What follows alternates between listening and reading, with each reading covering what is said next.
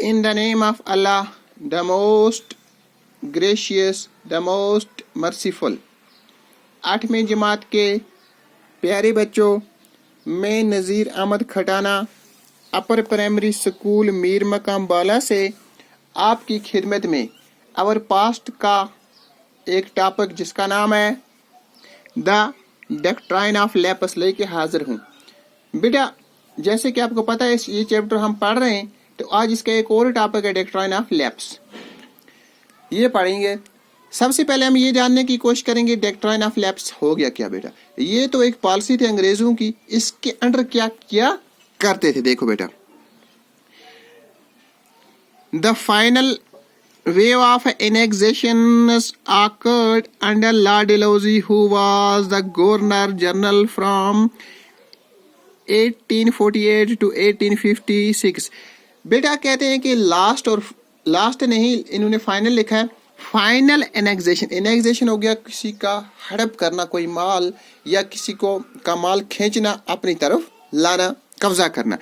कि final annexation, final कब्जा करने का इनके पास ये एक तरीका, एक पॉलिसी ये चलाई लॉर्ड डेलहौजी ने। लॉर्ड डेलहौजी जो था ये गवर्नर जनरल था। कब से? 1848 से लेकर 1856 तक। He devised a policy that came to be known as the doctrine of lapse. इसने एक पॉलिसी चलाई, उस पॉलिसी का नाम रखा doctrine of lapse. The doctrine declared that if an Indian ruler died without a male heir, his kingdom would lapse. That is became part of company territory।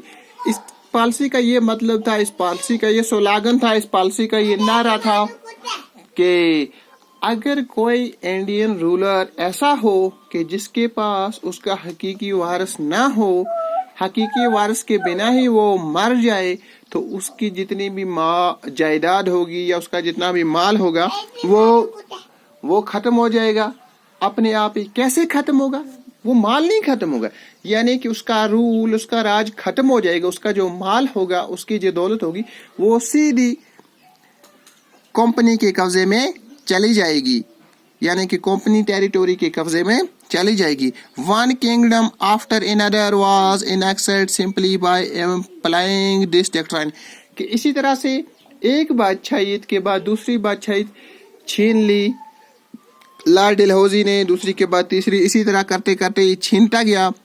Simple applying the doctrine स्टारा 1848 Sambalpur 1850 Udaipur 1852 Nagpur 1853 and Jhansi 1854। इस तरह 2-2 साल के वक्फे के बाद हर state का मतलब ruler जो था वो चला जाता था। उसके बाद उसकी जो भी माल दौलत जायदाद थी वो कंपनी की कब्जे में आ जाती थी। ये एक तरीका कार शुरू कर दिया। तो इससे भी फिर हिंदुस्तानियों को बहुत गुस्सा हुआ, हिंदुस्तानी परेशान हुए। तो फिर आगे क्या होता है ये इंशाल्लाह कल पढ़ेंगे। खुदा हाफ़िज़।